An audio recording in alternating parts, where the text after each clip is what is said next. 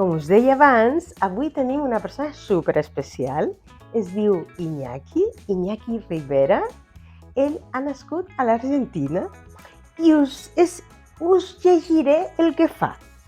Ell és professor titular de Dret Penal i director de l'Observatori del Sistema Penal i Drets Humans de la Universitat de Barcelona.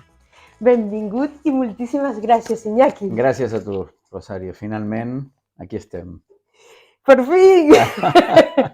Això diu el que persevera ho aconsegueix. Sí, ho hem intentat diverses vegades i bueno, aquí estem. Sí, perquè fa poc estaves a Costa Rica. Estava a Costa Rica abans, bueno, jo estic molt sempre entre països d'Europa i d'Amèrica Latina, bueno, per conseqüència de la feina de la universitat, coses que suposo que anirem parlant. Sí. Estic molt de viatge, sí. Sí. Fa quant de temps vius aquí a Catalunya, aquí a Barcelona? Des de l'any 80, o sigui que fa 43 anys, ja més o menys, vaig arribar molt jovenet. Bueno, ja havia passat els 20 i s'han passat així la vida, 43 anys a Catalunya, a Barcelona. O sigui que diria que de seguida vas tenir contacte amb la llengua i de seguida vas començar a aprendre-la, o com va ser? No va ser així. Vaig arribar aquí, era el típic jove, no sé, argentí d'aquella època, no sé, i hi vaig trigar molt en començar a parlar català. De fet, fins que va néixer la meva filla, que té ara 27 anys, i amb el nou món de l'escola, de les noves relacions, sempre jo dic que vaig començar a parlar català a P3, i la gent es queda, diu, al P3 de la meva filla. I com era tot un nou món relacional de l'escola i es parlava català, crec que amb molta por, segurament, com tanta gent, bueno, un dia comences a dir 4 coses, la gent et contesta en català, ves que no passa res i continues i te vas animant i des de llavors, o sigui que fa 25 anys aproximadament. Fantàstic. Aquesta és la història. I et canvia la llengua? Si la gent me la canvia? Sí, molt. Molt sovint, desgraciadament, perquè no. Entres, comences a parlar, algú evidentment s'adona de que tens, suposo jo, un accent diferent al no sé què, perquè no hi ha una puresa lingüística a altres llengües que hem estudiat, i immediatament molta gent canvia i continuen parlant en castellà, i clar, i de repent, no sé, depèn, de la situació, a vegades tu dius, no, a veure, com continues en català o per què em canvies la llengua i tal, i a vegades canvies tu perquè, no sé, fa mandra o perquè tens pressa o perquè aquell dia, no sé, no ho fas, i bueno, la veritat que passa una mica de tot i no sempre tens la voluntat o la força o les ganes, no?, de parlar del tema, d'aclarir per què, clar, a vegades no ho fas. I així s'anem a marxes i contramarxes. Però suposo que com professor de la Universitat de Barcelona dones les teves classes en català. De tot, en català i en castellà. Canvio constantment la llengua, depenent molt de la intervenció dels estudiants. Més fàcil la llengua en castellà, perquè clar, parlar són classes molt llargues, normalment d'hora i mitja, 2, bueno, perquè parten de lectures que són en castellà, de llibres, les tinc més preparades, jo faig l'esforç, ho faig també en català, però no he de negar que noto que és un plus d'esforç, sí. Sí. I exactament, en l'observatori, quina és la feina que estàs fent? Nosaltres vam crear aquest observatori a l'any 2000, fa 23 anys, com a conseqüència d'un greu conflicte a una presó catalana. Nosaltres fem especialment la tasca de monitoreig de les presons a Catalunya i les denúncies de presumptes maltractaments a presos i preses, i no només també a presons, sinó a l'àmbit de la privació de llibertat en general, també centres de menors, violència policial al carrer.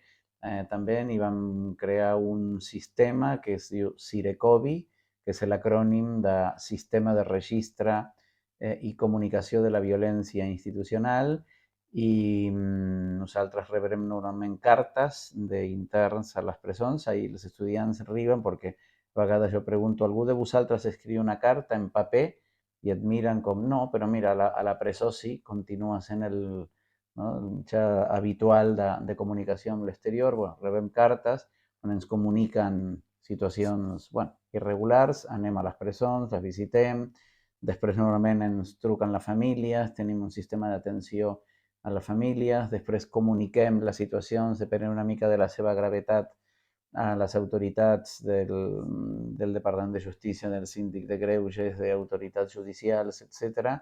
Intentem protegir sempre la relació més feble aquí, que és la de la víctima, és a dir, de la persona empresonada i de les seves famílies, que normalment viuen en el silenci absolut i ningú tracta moltes vegades situacions molt traumàtiques experimentades per les famílies de les persones preses que ignoren exactament el que està passant i això provoca molta angoixa familiar i ens dediquem a això, al monitoreig, a la visita i assistència permanent de les persones privades de llibertat als centres de Catalunya.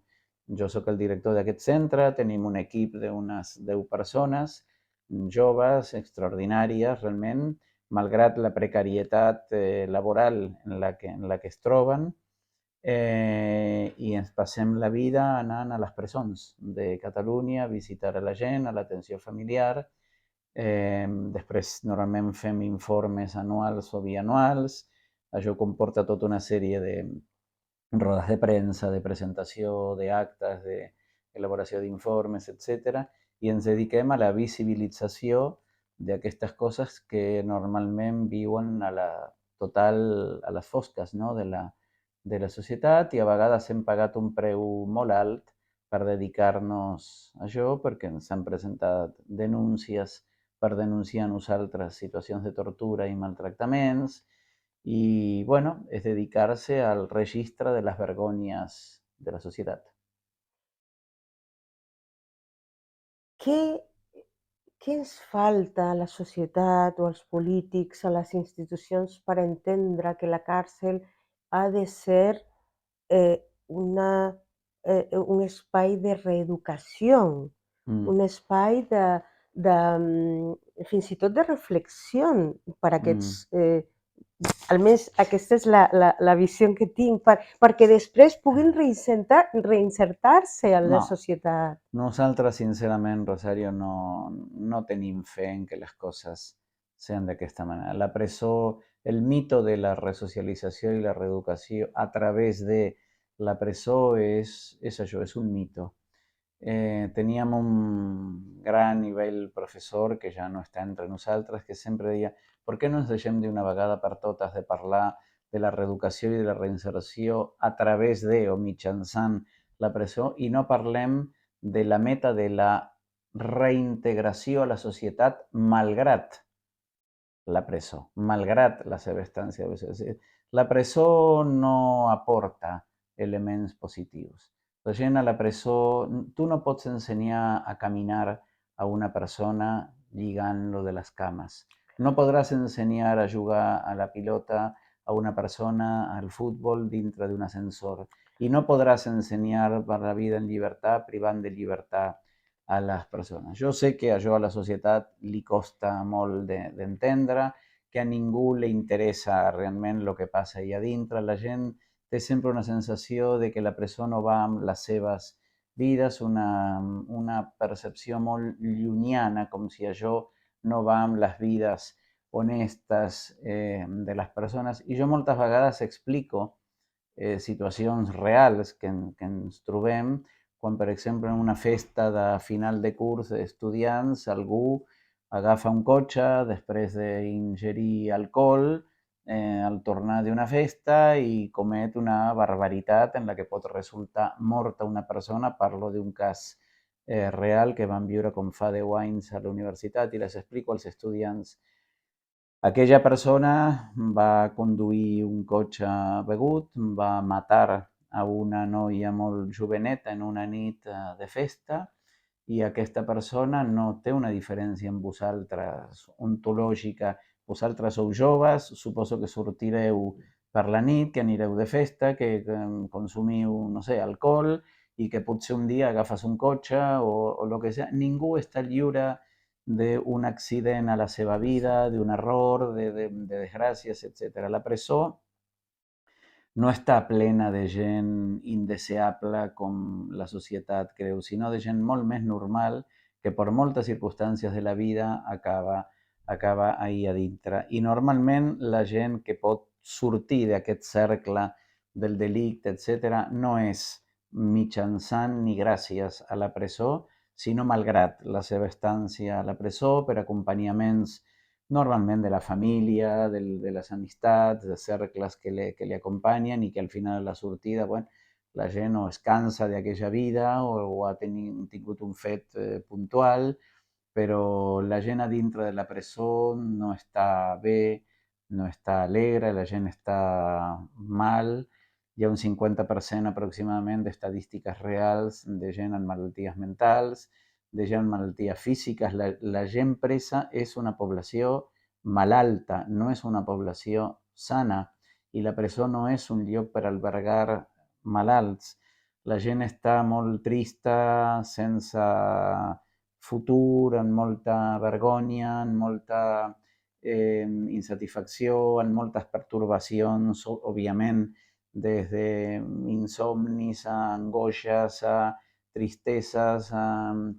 Això és el que és el dia a dia de la presó ordinària, de la presó del dia a dia, per no parlar de coses com a vegades passen, que la gent no s'ho creu, que, no sé, a Catalunya l'últim any tenim comptabilitzades l'aplicació, per exemple, de més de 800 contencions mecàniques, que és a dir, lligar els presos de de braços i mans i cames cames. als llits com a conseqüència de brots o actuacions disciplinàries, a una mitjana aproximadament de 3 contencions al dia a les presons de Catalunya. O sigui, estem parlant de coses molt greus que passen a la vida quotidiana i que no surten a la tele perquè no interessen. Ara que s'ha acabat l'època dels presos polítics, que nosaltres vam treballar i vam ajudar molt a ells i a elles, i cada 2 per 3 estàvem a un plató de TV3 parlant d'aquest tema, perquè cada cosa que li passava a un pres polític era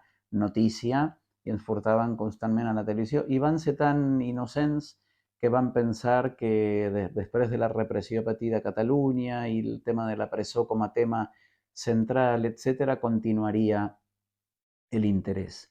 Una vegada que s'ha acabat aquesta vivència, la presó per als presos i preses socials, diguem, continua en l'absolut silenci, sense un interès periodístic, i per tant, el que sembla que no surt ni als mitjans de comunicació, ni a la tele, ni xarxes, no existeix, però sí que existeix i és un món molt complex, molt fosc i molt trist, i a això ens dediquem nosaltres en la recerca i després li traslladem als estudiants, a les classes, bueno, tot aquest coneixement, perquè se suposa que estan estudiant dret i criminologia i que han de conèixer, perquè aquest també és un país en el que uno diria, els metges s'han de formar anant a l'hospital, no? Sí, Per clar. veure els malalts.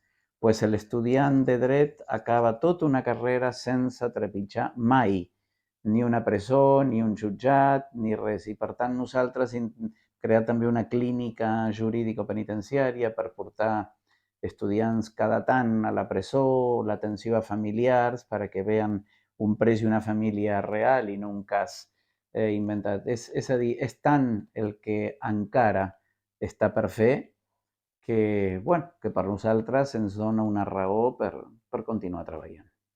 Estàs fent una grandíssima feina.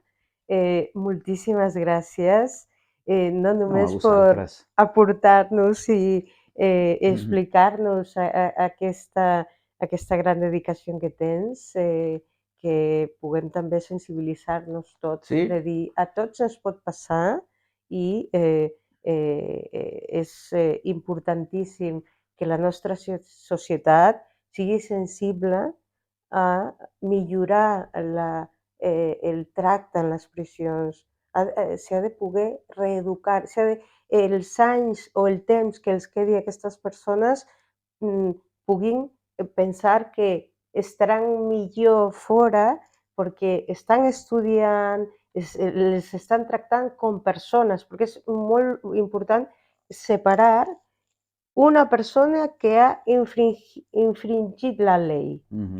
Eh, se ha de complir la llei, però no la despersonalitzem, no la deshumanitzem. Sí, sí, jo com veus aprofito qualsevol espai per intentar parlar del tema perquè està tan silenciat que fins i tot una conversa com aquesta serveix per donar una visibilitat i divulgar aquest món tan silenciat. Sempre diem que, per exemple, una de les grans tasques que estan per fer-se, jo sempre ho dic a vegades en xerrades a la facultat de periodisme, tal, és la creació d'un mitjà de comunicació que en altres temps i en altres països jo vaig conèixer, un mitjà de comunicació que parli de la vida quotidiana a les presons, perquè això comportaria molta informació a la societat de lo que realment passa dintre dels murs.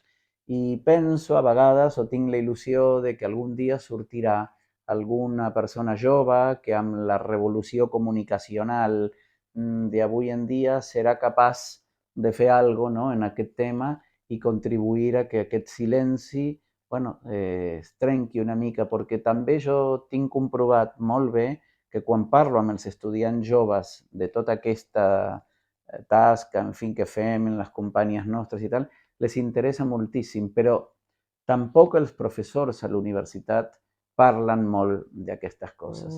I bueno, crec que aquí hi ha també tot un món atractiu per al jovent, per treballar, per fer recerca, i si tu les apropes una mica a això, tindrien moltes coses a fer perquè, com he dit abans, hi ha molta feina encara pendent de realitzar. I tant que sí.